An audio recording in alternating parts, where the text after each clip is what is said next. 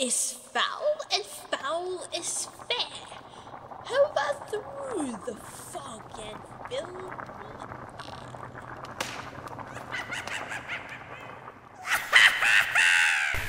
Hi there folks, this is a video response to Pixie Biz's video series on sex work. Pixie Biz, thank you so much for making those videos and sharing your opinions. I find that your approach is very balanced and objective, which is awesome, but unfortunately quite rare. I wanted to go over a few things with you. I think I will start with decriminalization. Decriminalization is the legal model that the sex workers' rights movement is looking for. That's not to say every sex worker in the world, but there is a movement, an international movement of tens of thousands of sex workers, if not more, who are looking for this particular legal model. Decriminalization has been implemented in 2 places in the world so far, and one is in New South Wales, Australia, and they did that about 16 years ago, and in New Zealand, and they did that in 2003. And what decriminalization does is remove the laws surrounding sex work. Obviously, child exploitation, sex slavery, kidnapping, and all that stuff is still illegal. We're talking about consenting adult sex work here. But what it does is it removes the laws from 3 different sections of people affected by the laws. First is the workers themselves, so it's no longer illegal to sell sexual services. Second is customers, so it's no longer illegal to purchase sexual services. And the third is third parties, and this is people like brothel owners, drivers, bodyguards, receptionists, spouses, friends, landlords.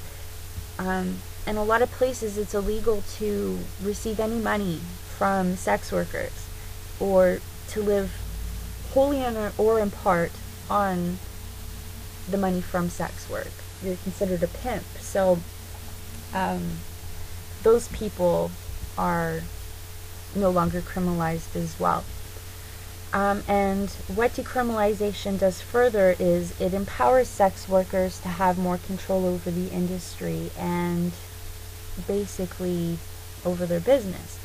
It treats sex workers as business people and as workers. Whereas with legalization, which has been implemented in places such as Nevada and Amsterdam, other parts of Australia, it treats sex workers and the sex industry as a whole as a vice. And basically the pimp is no longer the mob or whatever, it becomes the government. And in those places, it is shown that it's not the most beneficial thing for sex workers. Now, it might be better than abolition or criminalization, but it's still not getting the job done, if you know what I mean. So, I did a video, a couple of videos on the effects of decriminalization in New South Wales and New Zealand, and I'll post a link to that in the down bar. I guess wanted to kind of differentiate the difference between legalization and decriminalization for you. Some concrete examples for you of the difference between legalization and decriminalization. One, under legalization, a lot of the times sex workers have to register with the police that they're sex workers. Whereas under decriminalization, sex workers register, if they open up their own business, they register like any other business would. And under legalization, a lot of the time sex workers have to pay what is called the sin tax. This is the same tax that one pays on tobacco and alcohol. So again, treating sex workers as a vice.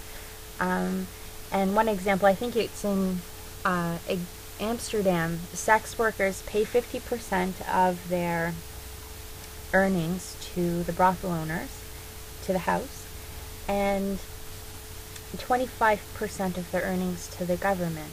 So if sex workers are working legally in Amsterdam, they'd be making 25 cents on every dollar that they earn.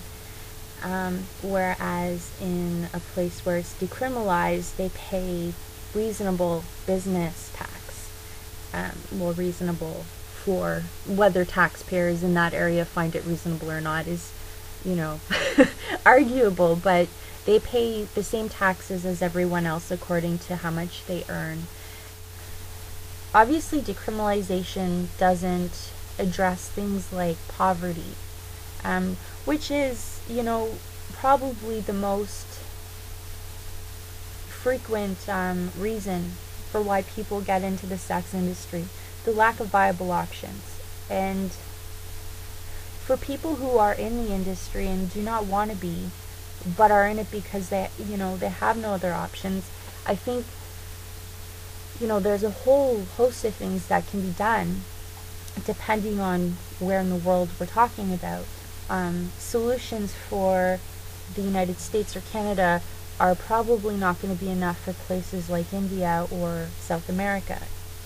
Now, when we're talking about the US and Canada and other places that are quote-unquote first world countries, we see exit strategy programs, and really they're not going to cut it. They don't cut it for most sex workers. They teach them how to type, you know, 40 words per minute and how to do a resume, and that's all great, but, you know, it preps them to basically be like, you know, a greeter at Walmart or a worker at Starbucks. Like, I mean, that's not enough to get most people out of the sex industry.